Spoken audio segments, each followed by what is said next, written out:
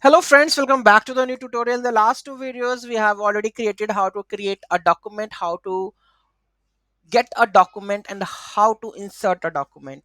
This already done, right? And now we are going to learn about how to delete a document.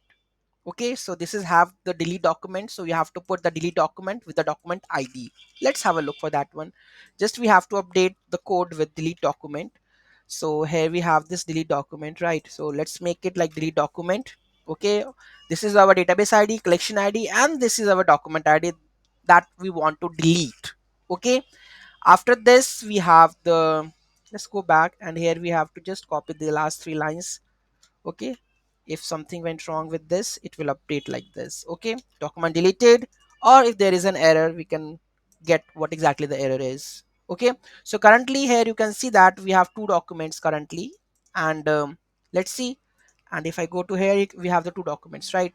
Let's delete this one ID because we have added this ID, right?